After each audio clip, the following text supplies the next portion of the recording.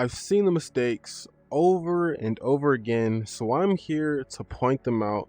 What's up, everyone? It's KK, and today we're going to talk about the top 5 things to never do in Ghosts of Tabor. Okay, so coming in at number 1, we're going to be here on Matka, because on this map, sound cues are number 1.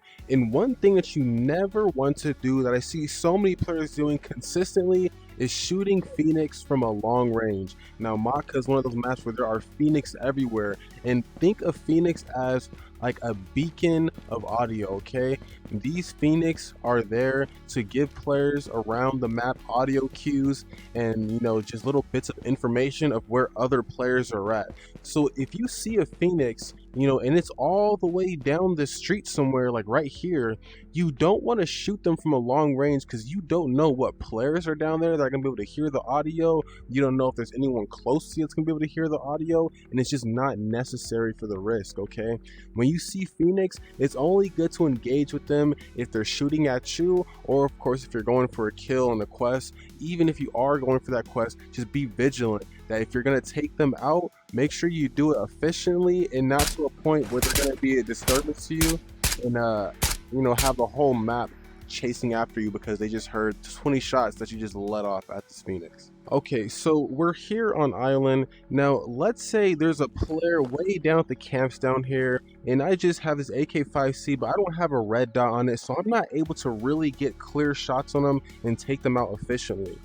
One thing you never want to do is engage in a fight where you can't take the player out quickly. You want all your fights to be quick and efficient. You don't want the back and forth of you sitting here and they're down there and the constant, taps back and forth, ducking down. You don't want the players to necessarily ever know where you are at, okay? If you see a player down there in the camps first, but you can't get a clean kill, you go ahead and you push down there first, okay?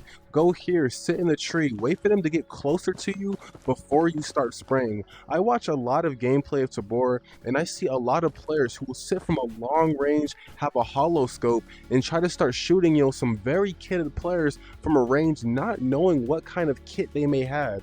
They may be down there with a Night Force and a Barrett, or just a Night Force on a rifle and have a crazy aim, and you're going to be cooked when they see you because you gave away your position by trying to engage from a long position where you can't effectively take them out. And that's one thing you have to stop doing, okay? Just because you see a player in labs or somewhere down the road here, just because you see them from that range doesn't mean you should automatically start shooting. Make sure you can get yourself in the proper position to align with the weapon that you have. You don't want to use an SMG and try to kill them from long range, or a shotgun and you're just trying to put shots off, or just not having a red dot and trying to kill players. Just make sure you're using the weapon for what it's built for, okay? You don't have a red dot, you can't shoot long range. You sit here if they're at this camp and you wait for them to get closer before you take your shots and guarantee the kill. Alright, so coming along to number 3 here, we're going to talk about ammo. Now, when it comes to a raid, you need to be bringing in a sufficient amount of ammo to get the job done. I kill a lot of players and they're coming in their raids, their backpacks are empty, they don't even have any extra ammo for me if I needed any when I kill them.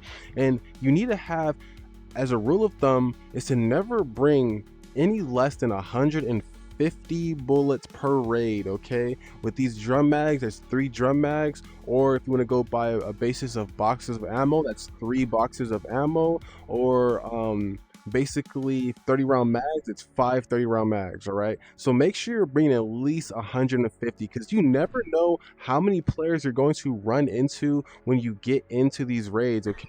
You need to have these mags on deck at all times because Phoenix will waste your ammo, random players will waste your ammo. You never know who you're going to come across. You need at least a full mag per player that you see when you're going into these raids. All right, number 4 here. Now this is something you should always be thinking about, okay? I just spawned here in the backside next to border, and one thing you never want to do off spawn is move without a plan, okay?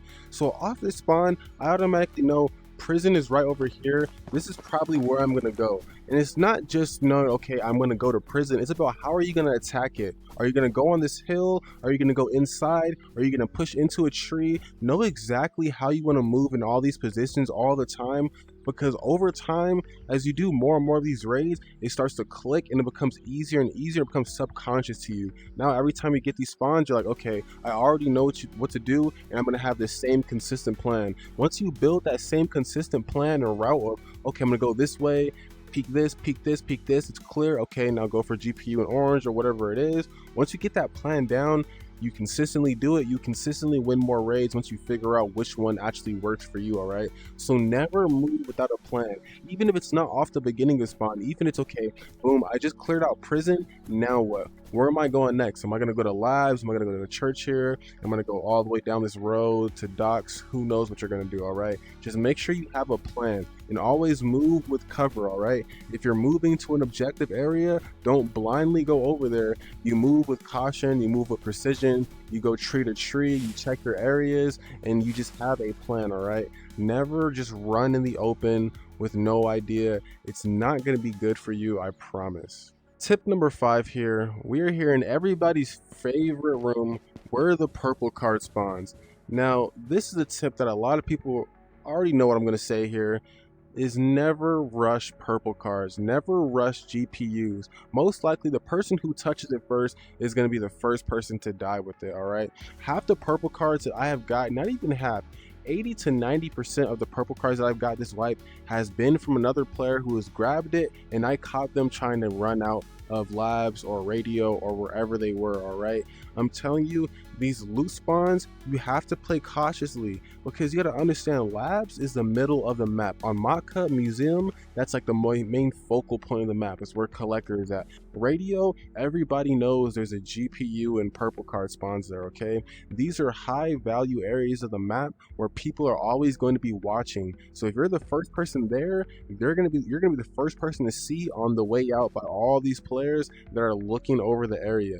The best thing to do is, like I said in my previous video on how to get purple cards the easy way, is you find a good position and you hold it. If you want more information, of course, you can go ahead and check out that video. I'll put it in the description. But if you like this video in any way, go ahead, hit the like button, hit up the comment section.